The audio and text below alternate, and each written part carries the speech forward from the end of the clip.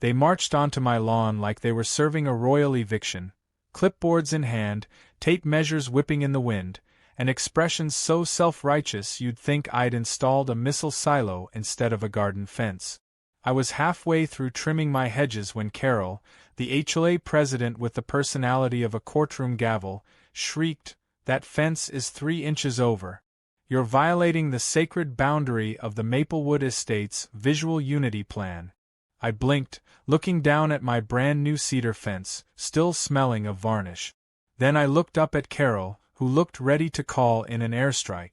Little did she know, she had just ignited a war over inches, one she couldn't win. Because what she didn't know, and what I was about to discover, was that her precious community pool, the HOA's crown jewel, wasn't just on the wrong side of my fence. It was sitting on my land. Dead center. And I had the paperwork to prove it. It had started innocently enough. I'd finally gotten around to building a fence along the edge of my property, something I'd put off for years thanks to work, travel, and general indifference to my lawn's borders. But this year, after a series of dog walkers treating my azaleas like a public restroom, I decided it was time. I hired a contractor, pulled permits, and had the property line double-checked. The fence went up without issue, until the HOA got involved. The very next morning, I found a neon orange violation notice pinned to my mailbox like a passive-aggressive badge of dishonor. Unauthorized structure. Violates neighborhood symmetry. Must be removed in 14 days. I thought it was a mistake. Maybe they mixed up my house with the Johnsons, whose backyard looked like a scrap metal art show. But nope, it was me they were targeting. And not because of the fence itself, but because, according to their dusty old records, it extended a few inches past where they believed the boundary was. I tried reasoning with them. I invited Carol and her minions, Doug, the treasurer with a superiority complex, and Nancy, who treated the HOA handbook like the Bible, to review the current property survey. But they scoffed, claiming it was clearly manipulated. Manipulated? How does one even manipulate a city-issued land plat? But logic was useless. Carol puffed up and said, "We'll see you in court if it's not gone by Friday." And with that, they left. I stared at my fence, then at the lawsuit notice I received the very next day. This was no misunderstanding. This was a targeted strike. Most people would have caved.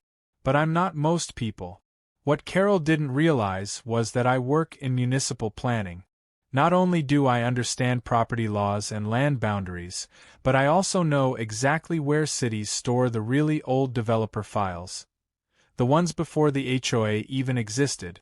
So I took a day off work, drove to the dusty archives in the city office basement, and asked for everything related to Maplewood Estate. 2 hours and several sneeze attacks later, I hit gold. A yellowed, sealed envelope labeled Original Boundary Plan Maplewood Dev. Subdiv A1. I opened it and immediately noticed something strange. The boundary lines from the original plan did not match the ones on the HOA's map. Not even close. I went home and laid the plans side by side on my kitchen table. My heart started racing. According to the original layout, my property extended nearly 15 feet further than anyone currently believed, stretching well into the space now occupied by the HOA pool, its surrounding deck, and even the cabana bar they added 2 summers ago. I triple-checked the coordinates using GIS software. It wasn't a mistake. That land was mine. The next few days were delicious. I hired a private surveyor with GPS equipment to come confirm what I already knew.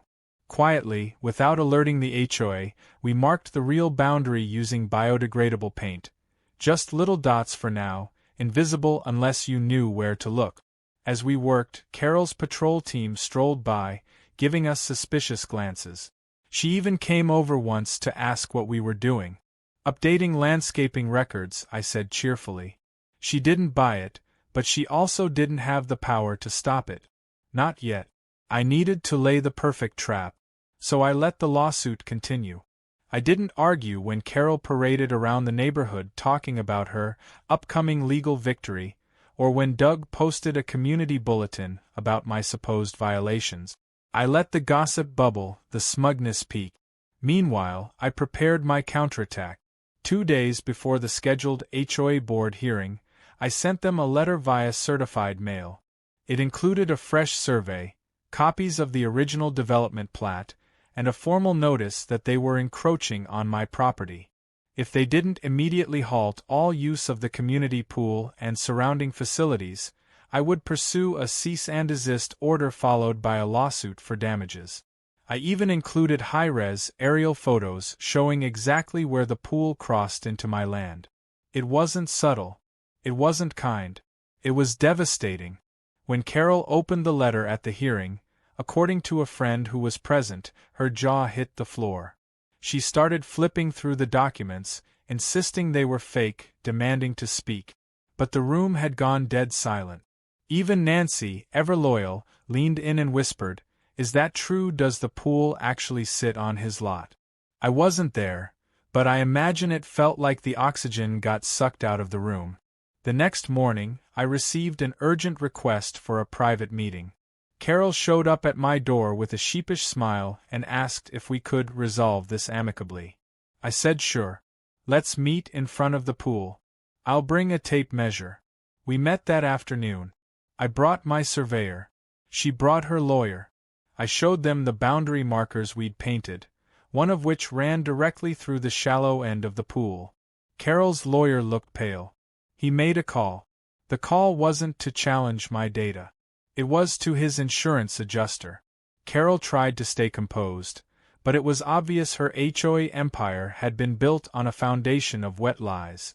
Later that night, I got an email from another neighbor. Subject line: "Wait. They built their pool on your land. He offered to bring margaritas the day they had to start tearing it up." I didn't reply. I just smiled. Because this was only the beginning. They wanted to go to war over 3 inches. I was about to show them what 15 feet of payback looked like. The next morning started off with the sweet sound of confusion echoing across the neighborhood. Carol stood near the pool, flanked by 2 HOA board members and a man in khakis who looked far too alarmed for someone holding a clipboard. That was the city surveyor. I watched from my driveway, sipping coffee like it was an award-winning performance. The yellow spray dots I'd asked my private surveyor to mark had been noticed, and the HOA had rushed in their own people to validate or disprove my claim. Except they weren't finding what they wanted. Every GPS coordinate, every marker, every line the city's man was confirming only backed up what I'd already told them. The HOA pool sat a good 15 feet into my property, and the attached patio extended even farther. I walked over just as Carol was whisper-yelling into her phone. She saw me and tried to turn away, but I smiled politely and waved. Her lawyer nodded at me nervously, clearly recognizing that they were dealing with someone who didn't just stumble upon a technicality, someone who had laid this out with deliberate precision. I leaned on the fence that had caused the entire war and said, "Nice day for a swim, isn't it?" No one responded. They just looked miserable. By the afternoon, the board was forced to hold an emergency meeting. This time, instead of smug pamphlets about my alleged violations, they were gathered inside the community clubhouse trying to figure out if their recreational centerpiece was about to be condemned. I didn't attend. I wasn't invited anyway, but several neighbors who had previously kept their distance started messaging me updates. One message read, "They're freaking out." Doug tried to say the lines were fake and Carol screamed at him. "It's like watching The Real Housewives, HOA edition." Another said, "So, if they built the pool on your land, does that mean you can just take it?" That message made me laugh, but the reality was no longer a joke. I was dealing with an HOA that had lied, bullied, and now found themselves in legal quicksand. And I was just getting started. My next step was official. I filed a counter-lawsuit. The suit included a cease and desist order on all use of the facilities that encroached on my land. This meant that until further notice, no one was allowed to use the HOA pool or patio.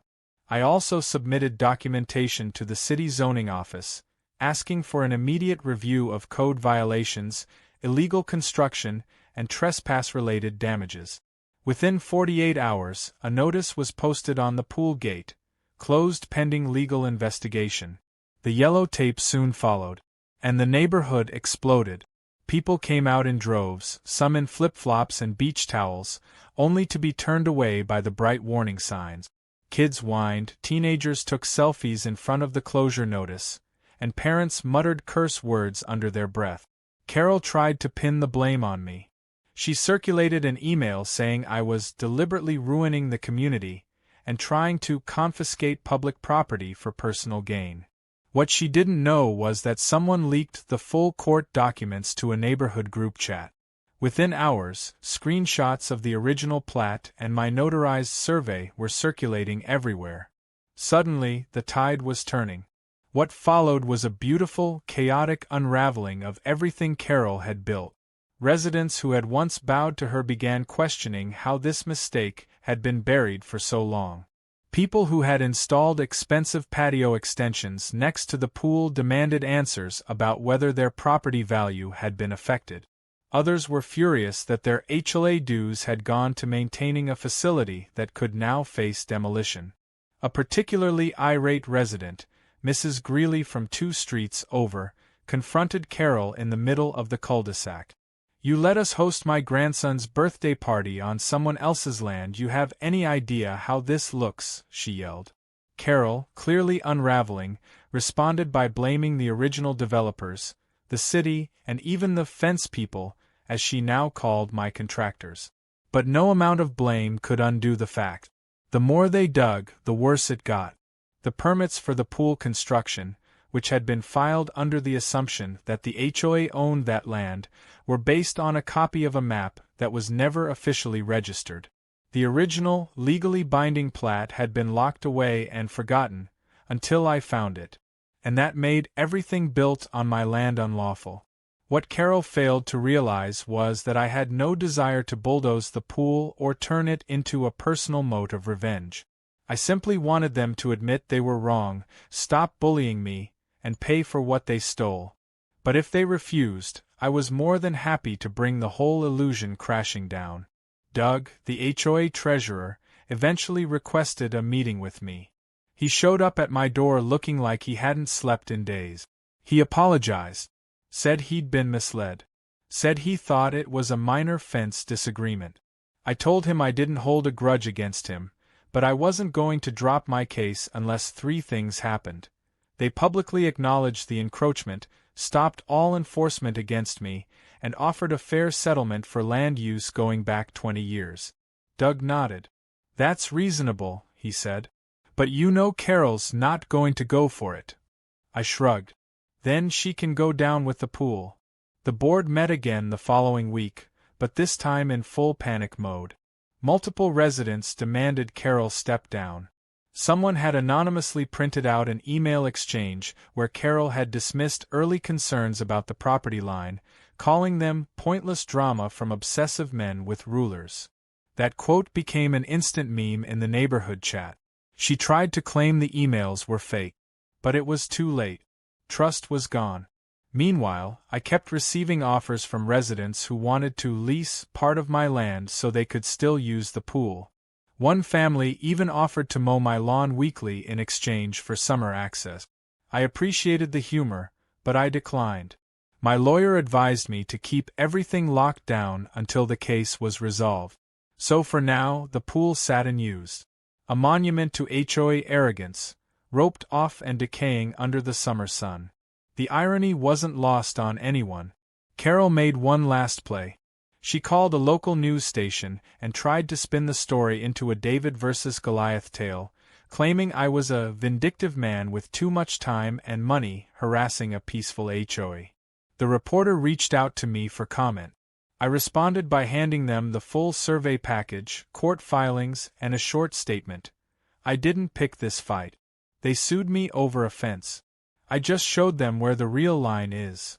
That segment aired the next night, and it didn't go the way Carol wanted. The anchor ended with the line, "Turns out, the only trespasser here might be the HOA itself." From that point forward, Carol avoided me entirely. But her problems were only beginning. because while she tried to bury the truth beneath policies and ego, I had dug up something much more powerful. And now, the truth was flooding the community faster than any pool ever could. It didn't take long for the HOA's desperation to mutate into retaliation. The moment Carol realized the community was slipping through her fingers and her lies were unraveling in public, she did what petty tyrants always do: she doubled down. The first wave came quietly. I started receiving daily violation letters again. One claimed my garbage bins were visible from the street for 37 minutes past the allowed pickup window. Another fined me for an unauthorized outdoor chair that apparently clashed with community standard. It was my late grandfather's rocking chair, sitting innocently on my porch, untouched for years without issue. Now, suddenly, it was a crime against HOA order. The absurdity would have been laughable if it weren't so deliberate. Carol wasn't just lashing out, she was trying to intimidate me back into submission. But I'd already beaten her on the battlefield of fact. I wasn't about to lose ground in a war of pettiness. What she didn't expect, though, was my response. I wasn't going to argue over lawn decor or bin times. Instead, I fought back the only way she seemed to understand, with visibility and escalation. Within 2 days, I erected a temporary but fully legal privacy fence, not around my yard, but around the portion of the property line that cut directly through the HOA's prized pool deck. I'd checked city ordinances carefully. As long as the structure was on my land and met size and material requirements, they couldn't stop me. So there it stood, a clean, 6-foot wooden wall bisecting their once busy pool like a line in the sand. I even added a small sign: private property, no trespassing. The reaction was instant. Kids who showed up with pool toys stared in confusion. Their parents looked horrified. The HOA board had no choice but to explain what was happening, and for many residents, it was the first time they fully accepted the truth. The community pool, the one they'd paid dues for, hosted parties at, and proudly boasted about to visiting family, wasn't theirs at all. It had been built on a lie. Carol came storming down my driveway within the hour, red-faced and practically vibrating with rage. She started yelling before she even reached me, throwing out threats about code violations and lawsuit. I let her talk. When she finally paused to breathe, I handed her a laminated copy of the city ordinance allowing temporary fencing on private property. I also handed her a notice of liability, reminding her that continued use of the pool or surrounding facilities would constitute trespassing. Her hands shook as she read it. Then she ripped it in half and threw it at my feet. I smiled, picked up the pieces, and said, "Good thing I made copies." What followed over the next week was a meltdown of magnificent proportions. The HOA's social media page became a battlefield. Half the residents were furious with Carol, demanding answers about how this could have happened. The other half were confused and panicking, wondering if their homes might also be affected by bad boundary data. A few die-hard Carol loyalists tried to spin the story, claiming I had somehow stolen the land through legal trickery. But those claims fell apart fast once people saw the actual court filings and survey data. Even the city posted a notice confirming the boundary lines, making it clear they supported the closure of the pool until legal ownership was resolved. Then came the big blow. A city zoning official, someone I knew from my work in planning, visited the site after receiving my official request for code enforcement. He examined the pool's construction and surrounding deck, then asked for the original permits. The HOA provided what they had, but it quickly became clear those permits were based on incorrect land data. Worse, they had never been updated when the city redrew maps over a decade ago. In technical terms, the pool was not only built on private land, it was built without valid zoning clearance. And that meant only one thing: shut down, effective immediately. Yellow caution tape went up. The pool was drained. The cabana was locked. And HOA security, yes, they had their own wannabe patrol, was forced to post guards to keep angry residents from tearing it all down out of frustration. It was like watching Rome collapse, one plastic lounge chair at a time. But I wasn't done. After the city filed its formal report, I submitted a damages claim. Not just for current trespassing, but for backdated use of my land for 23 years. The HOA's insurance company had no choice but to get involved. And once they started auditing, they uncovered even more rot. Financial mismanagement, questionable reimbursements, and improper use of HOA funds. That's when the other board members began jumping ship. Nancy resigned first, claiming she was misled. Doug tried to hold on but was eventually voted out after an anonymous leak showed he'd signed off on a $4,000 community improvement expense that turned out to be Carol's hot tub delivery. The final nail came from a new face on the board, a retired paralegal named Linda, who had no tolerance for nonsense. She publicly confirmed that Carol had ignored multiple early warnings about the property line issue, warnings that were documented and buried. The board voted to strip Carol of her presidency. She didn't go quietly. One night, I caught her and a small group of supporters attempting to pull up one of my boundary markers. Luckily, I'd installed small motion-activated cameras. The footage was crystal clear. I submitted it to both the police and my attorney. Carol was slapped with a misdemeanor trespassing charge and fined. The footage went viral in the neighborhood chat. Someone even set it to dramatic music and labeled it, Karen's Final Stand. By now, Carol's reputation was so shattered that even her longtime friends stopped speaking up for her. Her own husband, from what I heard, had been blindsided by the lawsuit fallout and was considering a move to his brother's house out of state. As for Carol, she tried one last desperate move. She emailed me directly, apologizing and offering to settle everything quietly if I would just let her keep using the pool for her personal guests. I didn't reply. My lawyer did, with a final notice of property use termination and a recommendation that she vacate the HOA premises until further legal resolution. The pool, once the pride of the neighborhood, now stood dry and lifeless. Its colorful beach murals faded under the sun. Kids no longer came running with towels, and no more BBQs echoed across the lawns. It had become a symbol of failure, betrayal, and arrogance. And I was the one holding the deed beneath it all. Strangely, the neighborhood became friendlier during the fallout. People who once waved from a distance began stopping to talk. They apologized. Some even brought baked goods. One man, the same neighbor who sent me the margarita message, knocked on my door with a six-pack and said, "You know, we should have seen it coming. Thanks for standing your ground." I thanked him, not just for the beer but for the recognition. Because this wasn't about offense anymore.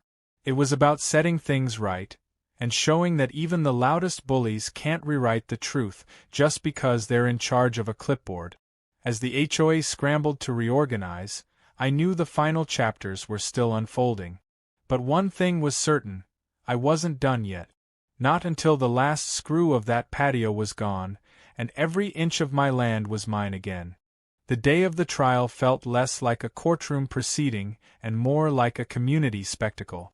People from the neighborhood showed up in business casual, some just out of curiosity, others hoping to watch Carol squirm. The courtroom was packed with folding chairs, a full gallery, and a tension so thick you could almost hear it breathing. I sat quietly at the front beside my attorney, watching as Carol entered the room in a stiff pantsuit and a forced smile. She had two lawyers with her, neither of whom looked thrilled to be there. One of them carried a thick binder of supposed evidence, while the other kept glancing nervously at the judge's bench. It was the same judge who had ruled on several property disputes in the city, known for being direct, fair, and completely intolerant of nonsense. It was going to be a long day for Carol. The judge opened the proceedings with a brief summary of the case. The HOA, led by Carol, had sued me for violating a fence code, claiming I had encroached on HOA land. In response, I countersued with proof that not only was my fence legal, but the HOA had built and maintained a significant portion of their facilities, namely the pool and patio, on land that legally belonged to me. The judge paused after reading that aloud, looked at Carol, and asked, "Is that summary accurate?" Carol's lawyer stood and responded, "With some clarification, Your Honor." But before he could elaborate, the judge raised a hand and said, "We'll get to that. For now, let's hear from the defendant." My lawyer stood, calm and confident. He began by introducing the original city plat, marked and dated, clearly showing the boundaries of my property as recorded before the HOA was even formed. He passed around copies for the court, each stamped and notarized. Then he showed the newer surveys, matched by a licensed surveyor with GPS confirmation, which aligned perfectly with the original plat. We then submitted evidence showing the construction of the HOA pool and deck, including dated photos, financial records, and a timeline proving they'd expanded onto my land nearly 23 years ago. The judge flipped through the documents slowly, occasionally scribbling a note. Not once did he ask for clarification. Carol's lawyer tried to poke holes in the evidence, suggesting the plat was potentially obsolete and that there had been tacit agreements over the years about boundary usage. My lawyer countered immediately by pointing out that the law doesn't consider tacit anything when it comes to land ownership. You either have legal documentation or you don't. The room shifted uncomfortably as that point landed. Then came the witness statement. Doug, the former treasurer, was the first to testify. He admitted under oath that the HOA board had received an internal report warning of a possible property line issue 5 years ago but chose to ignore it. Carol said it wasn't a big deal, he explained. She said it would cost too much to investigate, and if we just acted confident, no one would question it. His voice shook, not out of fear, but guilt. "I wish I'd spoken up earlier," he added, looking toward me with genuine regret. Next came Linda, the newly appointed board member and retired paralegal.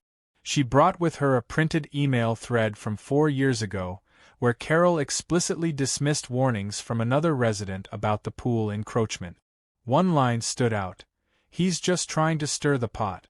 No one cares where a few feet of land go, especially if it keeps our pool looking nice." That statement, once just a digital shrug, now rang out in the courtroom like an admission of fraud. Carol's team tried to recover, bringing in a supposed expert witness, who argued that community benefit sometimes overrides individual property claims.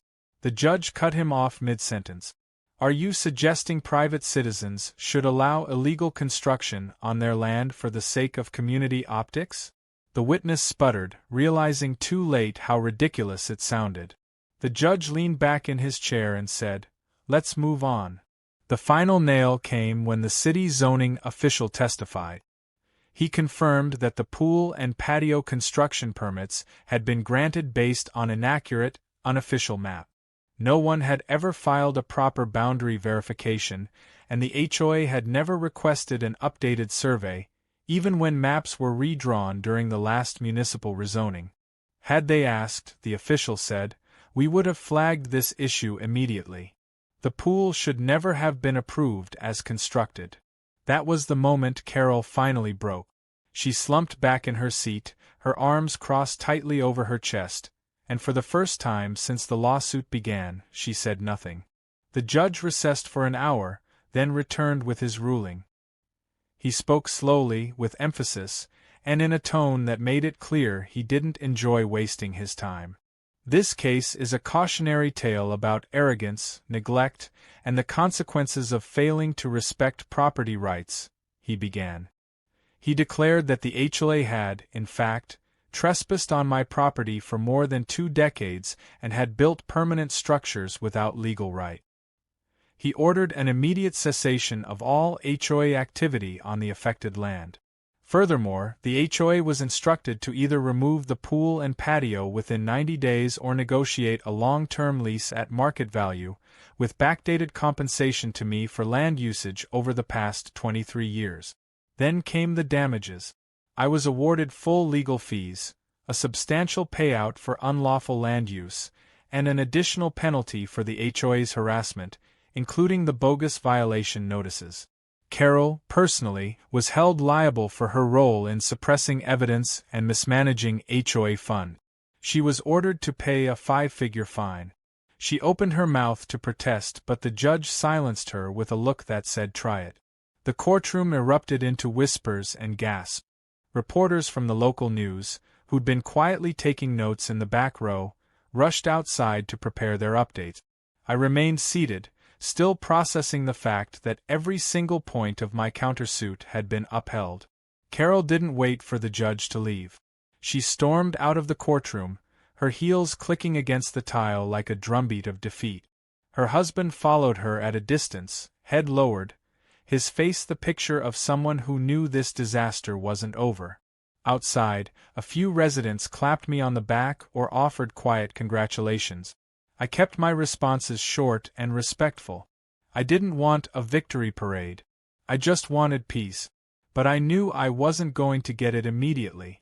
The board would need to hold new elections, the neighborhood would go through a period of shock and realignment, and Carol, well, she still had to face her own fallout, and it wouldn't be pretty. That night, I hosted a quiet dinner with a few close friends.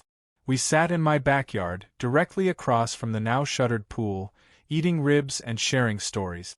Someone joked about turning the pool into a koi pond or a skate park. Another suggested charging HOA members admission just to walk on my patio. We laughed, but beneath the humor was relief. This war, bitter and absurd as it had been, was finally over in the eyes of the court. And the truth had won. I went to bed early that night, exhausted but satisfied. I wasn't just defending a few feet of land. I was defending the idea that homeowners have rights, that community power isn't absolute, and that no one, no matter how loud or well-dressed, gets to rewrite the law. I had stood my ground. And now it was officially mine. The morning after the verdict, something felt different in the air. Not the kind of change that arrives with banners or brass bands, but the quiet shift that comes after a storm passes. For the first time in months, I stepped onto my porch without tension gripping my shoulders. No violation notices on the door. No HOA patrol trucks creeping past my driveway. Just birdsong, the low hum of sprinklers, and the knowledge that I had officially reclaimed my land, and my peace. But despite the ruling, the ripples of the case were far from over. The court might have made it official, but the fallout was only beginning to scatter across Maplewood Estates. The HOA scrambled to regroup. A few board members had resigned outright, unwilling to deal with the mess left behind. Others clung to their seats, hoping the community's anger would subside. But the neighborhood had changed. Residents weren't just furious about the pool situation, they felt betrayed. For years they had paid dues, attended meetings, hosted parties, never knowing that their supposed community space was constructed illegally and maintained through deception. At first, people kept their distance from me, unsure whether I'd be bitter or triumphant. But I surprised them. I didn't gloat. I didn't send out mass emails or parade the judgment around like a trophy. I just started working on my land. Within a week, contractors arrived to install permanent fencing and updated landscaping around the section of my property that had once been part of the HOA's pool deck. I turned that strip of land into a gorgeous private garden. Flower beds, a koi pond, and a winding path with solar lights created a peaceful oasis right where Carol once hosted HOA cocktail hours. It was poetic. And it was all mine. No more trespassers. No more entitlement. Just boundaries clearly marked and legally enforced. I even added a small stone plaque with the words, "Established 2024, a line drawn right." Most people got the joke. Some didn't. I didn't care either way. What did surprise me, though, was how many neighbors began reaching out. People who had stayed silent before now wanted to talk. Some brought over coffee, others asked questions about how they could get their own property boundaries verified. A few shared stories about Carol, how she had intimidated them, rejected their improvement requests for absurd reasons, and fined them over imaginary violations. One couple confided that they had once tried to install a backyard fire pit, and were fined for aesthetic disruption, even though 3 other houses already had them. She just didn't like us, the wife admitted. I wish we'd spoken up earlier. Word spread quickly that I wasn't just someone who won a court battle, I was someone who exposed a toxic system. People began asking if I'd consider running for the new board. I declined. I didn't want to control the HOA. I just wanted it to work like it was supposed to, with transparency, fairness, and respect for homeowners. Instead, I offered to consult with the new board informally, helping them draft bylaws that prevented this kind of abuse from ever happening again. To my surprise, they agreed. The new president, Linda, welcomed the help and thanked me for standing up when no one else could. Meanwhile, Carol disappeared from public view. Her house went up for sale within 3 weeks of the judgment. No for sale sign, just a quiet online listing, overpriced and under-reviewed. Rumor had it that her husband filed for divorce, fed up with the chaos and legal debt she'd dragged them into. I later heard from a neighbor that she moved in with a cousin 2 towns over. I didn't feel joy about her downfall. She made her choices, and they caught up to her. If anything, I felt a strange sense of closure. The kind you get when a villain walks off stage and the lights come back on. But the final twist in the saga came when I received a letter. This time not from the HOA, but from a neighboring community. Apparently, they had heard about the case through the local news and were now facing their own boundary issues with a particularly overzealous HOA president. They wanted advice. At first, I laughed, thinking it was a joke. But the request was genuine. They were asking if I could help review their maps, point them toward the right city departments, maybe even testify if their case ever escalated. I never thought of myself as an activist, but the idea of using my experience to help others felt oddly satisfying. So I agreed. I met with a few residents from the other community, walked them through what I had learned, and even connected them with my surveyor. It wasn't about revenge anymore. It was about fairness, about making sure people didn't get steamrolled by bureaucrats hiding behind fine print and faux authority. Somewhere along the way, I had become an accidental expert in HOA resistance, and I wasn't mad about it. Back in Maplewood Estates, things began to settle. The new board dropped all remaining violation notices against me and a handful of other residents. The bylaws were updated to require majority votes for any major construction and mandatory third-party surveys before approving new development. Residents were invited to contribute to planning decisions, and meetings became less about punishment and more about community input. The vibe shifted entirely. People smiled more. They stopped whispering about fines and started talking about potlucks. My garden became a bit of a local curiosity. Kids would walk by, pointing at the fish in the pond, and I didn't mind. So long as they stayed on the public sidewalk, they were welcome to admire it. I even placed a small bench just beyond the fence, inviting anyone who needed a quiet place to sit. Respect goes a long way. And now it flowed both ways. A few months later, I hosted a community barbecue. Not as a victory lap, but as a reset. No speeches, no banners. Just good food, music, and a bunch of neighbors coming together like they should have been doing all along. Even people who had sided with Carol at the beginning came by and thanked me. One guy, who had once snubbed me at a board meeting, admitted he thought I was just being difficult. "But you were right," he said. "We needed a wake-up call." That night, as the sun dipped below the rooftops and laughter filled the air, I looked across my yard to the quiet space where the pool used to stand. It had been filled in, replaced with fresh grass and a few young trees. What once symbolized entitlement and division now stood as a fresh start. There was something peaceful about it. Not just because the noise was gone, but because justice had finally done its job. The lines were clear. The truth was recognized. And for once, everyone was on the same page. The whole journey had started with a fence, a simple structure meant to mark boundaries and protect my space. But it had become so much more than that. It became a fight for respect, for facts, for the right to not be trampled by power-hungry paper pushers in polo shirts. And in the end, I didn't just win back my land. I helped the entire neighborhood take back its voice. And as I stood there, a cold drink in hand, the smell of grilled corn in the air, and the chatter of a community no longer divided, I knew this was more than a personal victory. It was a reminder that when people stand their ground, with patience, evidence, and a little bit of stubborn grit, they can reclaim more than just property. They can reclaim their peace, their power, their pride. And sometimes, all it takes is one fence to draw the line.